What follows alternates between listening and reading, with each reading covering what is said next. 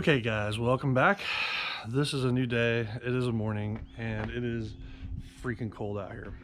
Still working on the grill. We are going to sand the hood and probably clean up the base today. Maybe start priming and painting. I did already sand the little side table and the burner that you guys saw me clean up yesterday. I'll show you what that looks like. So they look pretty much the same, but if you look at them close up, there's like swirl marks and scratch marks all over them from the sandpaper. They're much smoother and they look almost brand new now that I've actually like sanded them a little bit. And I used a 600 grain or 600 grit 600 grit sandpaper to do it.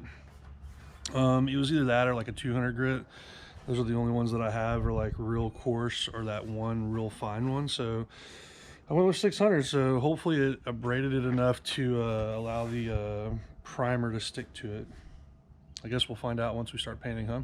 Okay, cool. So I'm going to use a hand sander to do the big surface areas on the hood. That should knock it out pretty quick. So I'll be right back. I'm going to get that set up and we'll get to sanding.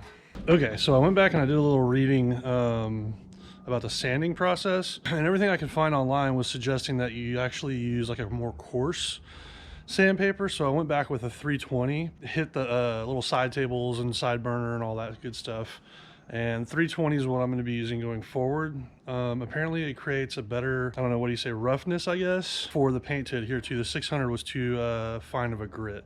So I got the 320 on the sander, and that's what we're going to use for the hood as well.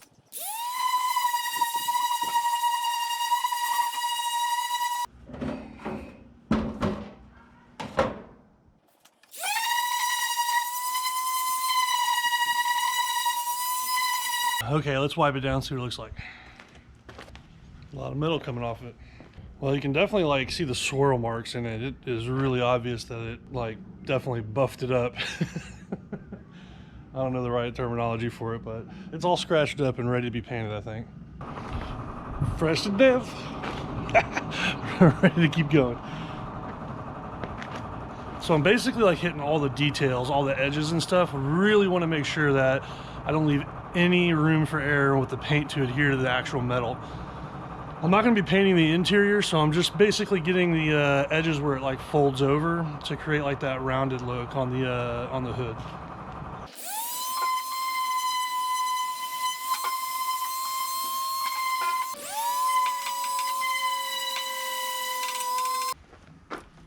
Okay, I think I've covered about as much as I can with the actual hand sander. Now it's time to get in there and get a little detailed with some good old elbow grease. I just had an idea. So I totally forgot that I have this little drum sander bit that goes on a drill. This should really help with the light curve area that I was having to do by hand. I think this will speed the process up.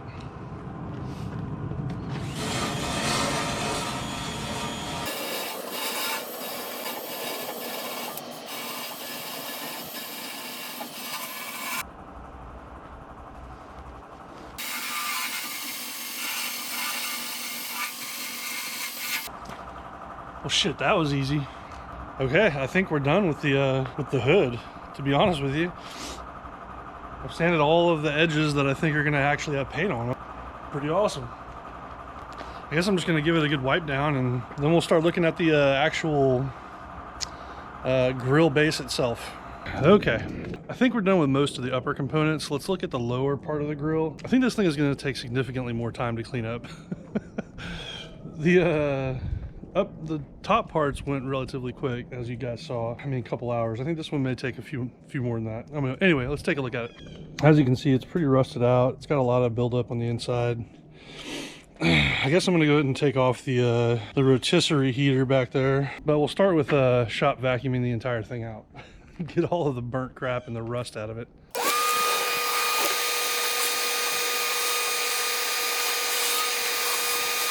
All right. Inside's vacuumed out, all the little bits and bobbles that are in there, all the little pieces of old food and rust, all vacuumed up. Let's hit it with some degreaser and see what happens.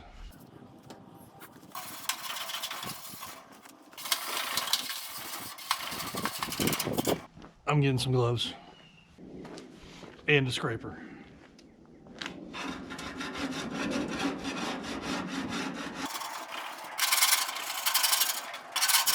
Okay.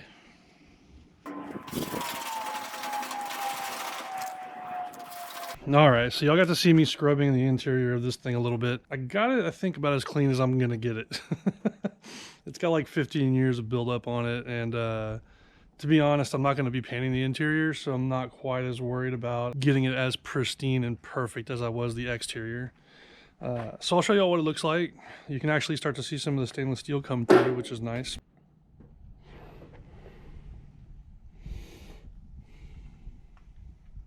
A lot of the grit and grime is gone. I think I'm going to replace this piece right here. I can't tell. I think it might actually be welded on. It's going to be kind of tough. Maybe I'll replace it with foil for now. I know they sell that part. It's like 60 bucks. It's called the heat shield. For now, it's going to stay rusty and broken. We're going to move on to the grease drip pan. I'm gonna get that thing cleaned up. I'm not gonna make it perfect like I did the top and the sides and all that stuff, because again, it's a grease drip pan and it ain't gonna be shown to anybody. The front of it I'll make look nice so that we can paint that, but after that we're gonna move on to the sides and the back. Anyway, we'll see how that goes. I'm gonna clean up the drip pan and then start it on the sides of it. I probably won't record all this because nobody wants to watch an hour of me wiping down a grill. That ain't gonna be very fun. So we'll do a little bit of it. Like I said, the interior is about as clean as it's gonna get. I'm gonna start on the exterior, and I actually just pulled off the back cover for the rotisserie, this part. And basically there's 2 screws on either side here, on the exterior, on the outside of the grill, and then there's 3 on the interior that you have to remove in order to get this off. So now it looks like there's just a couple of more screws that actually hold the heating element on there, and I'm gonna get that off now.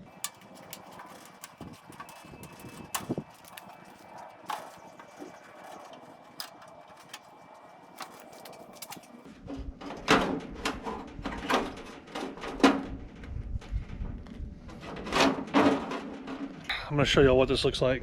So the heating element for the rotisserie is actually connected to the gas line, and I don't think I'm going to take that apart. I basically just needed it to come away from the housing so that I can clean back there, you know, potentially paint it and all that good stuff. So here's what it looks like.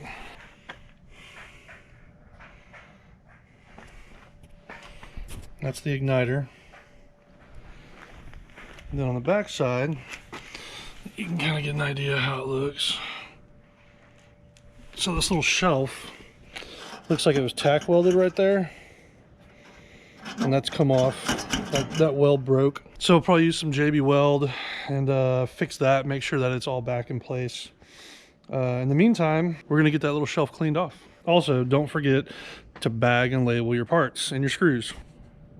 I was gonna leave those there, but I'm gonna need them, and I don't want to lose them. Okay, so now we're going to start cleaning the exterior of it. Basically what I've done is I've moved it up onto the table so that I'm not down on the ground trying to clean and scrub this thing. Having it up at a working height will make it a little bit easier to get it clean, get it sanded down, and get it looking good.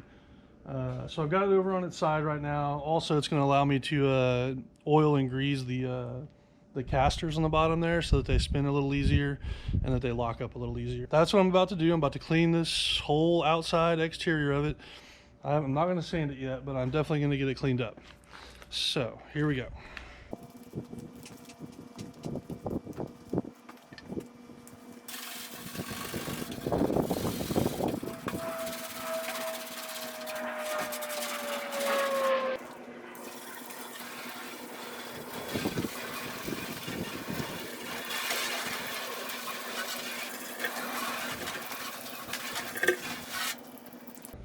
All right, that's one side down. I'm gonna spare y'all the other 3 sides so you don't have to watch that crap, and we'll take a look at it whenever I get done cleaning the whole thing. All right, be right back. I got everything cleaned up. I hit it with the wire brush. The exterior's clean. All the rust that I could get off is off, and it's drying up nicely. There you go. Here's the other side. Looking pretty good. Almost brand new. So what I did while, without showing you guys, I'm going to show you now, is I went ahead and did the JB Weld on the back support for the rotisserie. I'll show you what that looks like. You can kind of see the goop in there, and there's the mixture. So if you don't know what JB Weld is, it's like a hardcore glue. I'm not going to explain it here. You can go look it up. It's 2-part epoxy. You mix it up. I don't even know if it's epoxy, but you mix it up, and it basically creates like a weld once it dries. But you gotta let it dry. You gotta let it set. So we're gonna let this set. Now what I'm gonna do is I'm gonna hit the casters with some white lithium grease. So this stuff should just increase the longevity of the casters and the bearings and everything that's helps it move around, and hopefully help it move around a little easier. So I'm going to add that to everything now. I'll kind of show you where I'm going to put that stuff.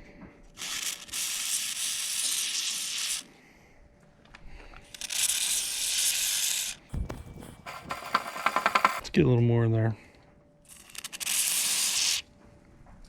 Oh yeah, now we're talking. Okay, let's get the other one.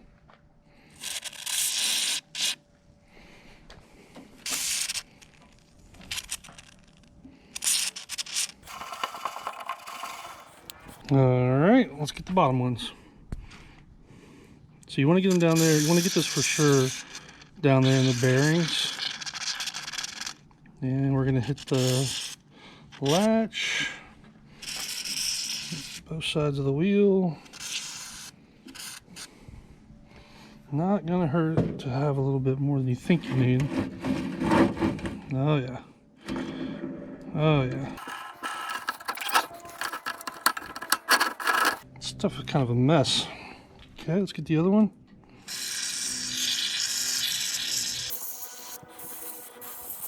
I don't think these things have ever been greased.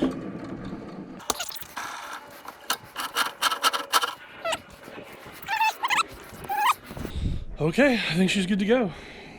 As you can see, I'm wearing something different, so that means it's obviously a different day. And actually, I'm out here. I wasn't planning on working on this again this soon, but we actually got the gas valves in much earlier than I thought they were going to arrive. So I'm going to try and install those right now. Show you what they look like. So there you go. That's a new gas valve. And these are the old ones. 1, 2, and 3 down here. And I've got the grill up on the table again, so it's a little easier to get to, because it looks like there's a screw on the bottom you have to undo, and then you pop the little handles off, and you've got 2 screws right here it looks like you have to undo. So like everything else on this grill, it's been pretty basic tools, just Phillips head screwdriver and a couple of sockets to get at it, to get at the stuff and get it off of there. So as far as I can tell, that's pretty much all I need to do.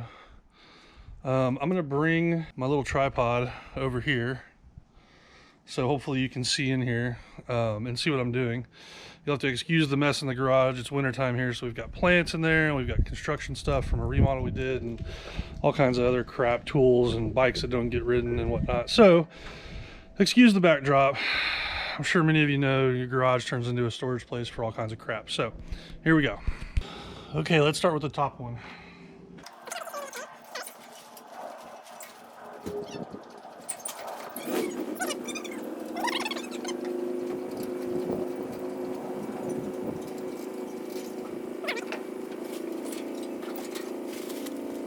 So I'm gonna grab a little mallet and whack that thing a little bit. I think it's just stuck in there from being on there so long.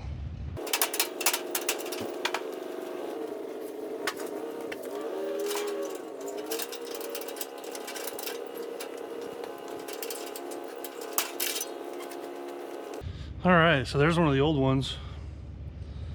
This is where the gas flows in right here. You can kind of see that's what I was having trouble with. There's a little rubber gasket and it kind of fits down in the main gas tube. So yeah, that was kind of tricky. Here's what the new ones look like. And it looks like you got to keep your screws from the outside where the knobs are so that you can reattach it. So I'm going to take the bracket off the bottom of this. You know what, I'm only going to undo one of the screws. I think it'll be easier.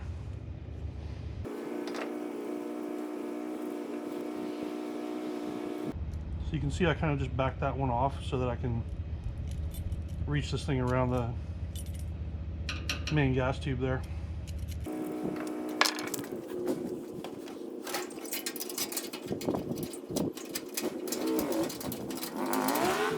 Well, shit. As these things usually go, I got the wrong size. I got the wrong part. So if you look, the new one is just a little bit longer than the original and it won't fit in there. So you can see where the knob is. It's supposed to be right by my thumb. How it's just a little bit longer by like a 1/4 inch. So I'll have to return these and go try and find the right part. Okay, so I'm back.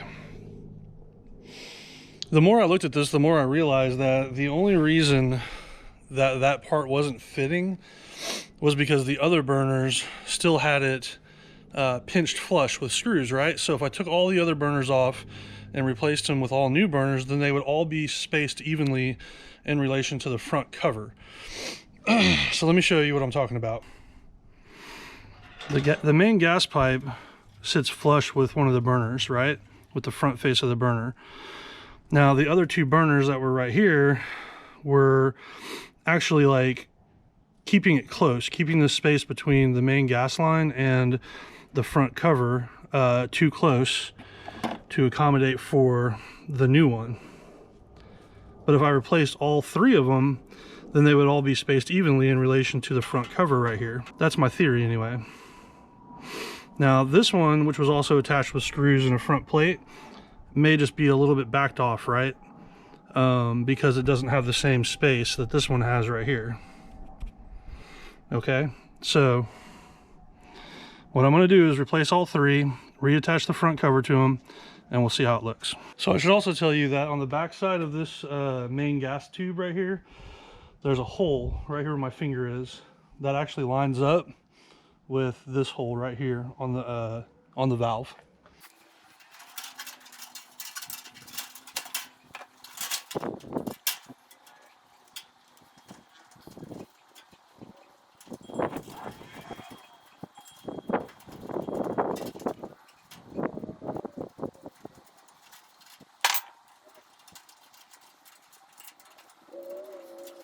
Okay, there we go. That's one new one attached. I went ahead and tightened those screws down pretty tight, just because there's like a rubber gasket right there that I want to make sure really seals that off and doesn't let any gas escape, because if any gas escapes, you run the risk of it going back down the line into the actual propane tank, which would probably be a very bad day. So yeah, you really want to make sure that you get those really nice and tight. Again, I accept no responsibility for any of you DIYers out there, anybody who's trying to do this at home.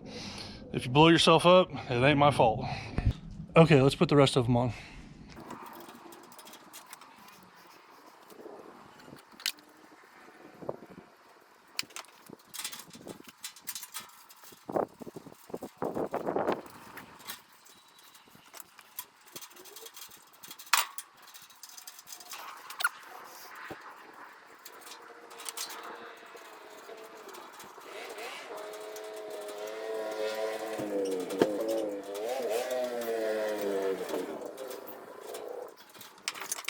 Okay, that's all three new burners attached. I'm going to walk you around to the other side so you can kind of see what they look like from the top, and I'll show you from this side so you can see what they look like from the bottom.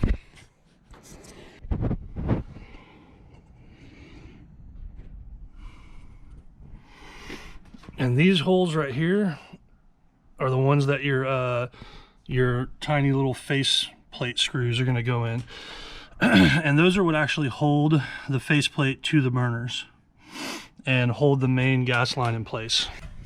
That's how it looks from the top, in case you don't have this thing laying on its side like I do.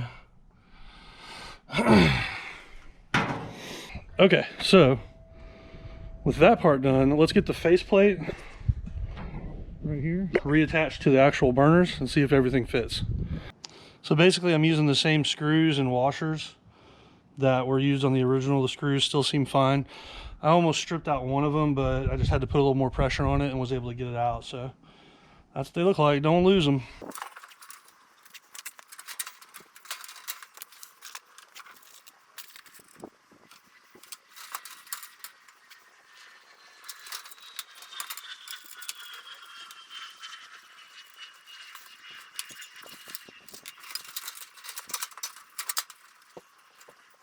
So what I've done is I've gone ahead and I've started 2 of the screws, because it looks like, I think, could be wrong. No, I'm gonna have to back one of these screws off, take it out. Okay. So let's get the washer pulled out, because the washer has to sit under. Come on, baby. All right, I've got to use 2 hands for this. Hold on. All right, so I got that one screw, and it's kind of holding the faceplate in place. And now I'm going to put the second screw in right there, and we'll tighten them both down. All right, there we go. All nice and tight. Got it lined back up pretty good with the original ring that I could see there of dirt. So we only got to do 1, 2, 3 more. This is the one that I'm most worried about, because I don't know if it's going to reach, but I'm going to go to the top one next. I did the bottom one because it was lining up easiest to start with. I'm going to go for the top one next. It took a little work. I'm not going to pretend like it was easy. That was probably 20 minutes since the last time I showed you what this looked like. I kind of had to loosen the nuts on the back side of the new one on the middle one right here, just so that I could finagle it on the front to get the holes to line up. Like I said, it just takes a little bit of patience. And we got them all back. Everything on the back side looks good. This guy, I thought I maybe lost a screw, but I don't ever remember pulling one out of there. I know that this one stripped out whenever I was trying to do it, but this is also for the rotisserie, so I'm not even replacing that. And I didn't have any extra screws, and I know I didn't lose any, so I'm pretty sure that that thing just never had a screw on it. So we've got all the valves added on, all the brand new ones. I guess I'm going to take it off the table, and next step should be painting the hood. I don't think I'm going to paint the entire thing. The amount of disassembly that it would require to paint this entire thing is a little bit beyond what I want to do, because you have to like take these screws out, take this out, take the doors off, take the handles off,